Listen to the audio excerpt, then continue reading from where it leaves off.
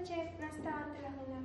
Trhlina medzi láskou, dôverou, komunikáciou a to nás ľudí rozdeľuje a ničí. Ľudia prestali komunikovať, dôverovať a tým, ktorí sa snažia o návrat komunikácie a dôvery, sú často zosmiešňovaní a šikanovaní.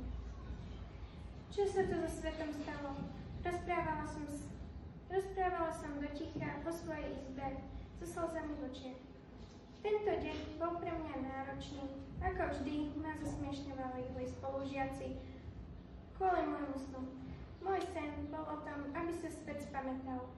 Bála som sa mať vlastný mobil kvôli tomu, že ma to zmení. Čiže som bola asi jediná piatačka, ktorá nemala telefón a ani nemala tušenie, čo je Instagram. Preto som bola epicentrum výsmechu.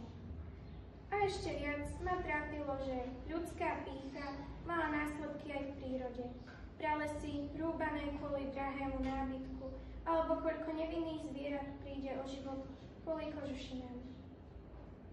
Skládky odpadov uprostred lesa, kto to kedy videl.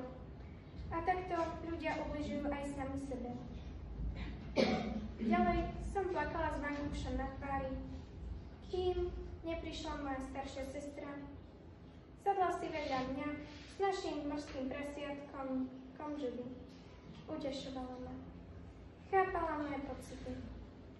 Ani ona nemá rada moderné technológie. Čo sa deje? Pýtala sa ma. Bojím sa, že ma to zmení, alebo že premárnim život, vnúkala som. A čo ak o vás prídem? O nás nikdy neprídeš. Dobrí ľudia sú všade okolo nás. Hoci niektorí sú protivní, tichí, niekedy aj namyslení či zamyslení. Vždy sú to ľudia. Nikto nie je zlý, ani ho, ale ho niečo ovláda a potrebuje našu pomoc. A svet sa musí prebudiť.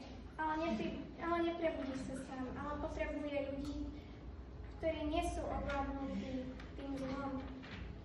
A tí pomôžu a taktiež aj prispejú k prebudeniu sveta. Hovorila moja sestra. Utrala som si slzy, došlo mi, že svet má nádej, aj príroda. A že jediné zlo, ktoré nás drží na dne, nie sú dnešní ľudia, ale tí, ktorí nemysleli len na následky do budúcnosti.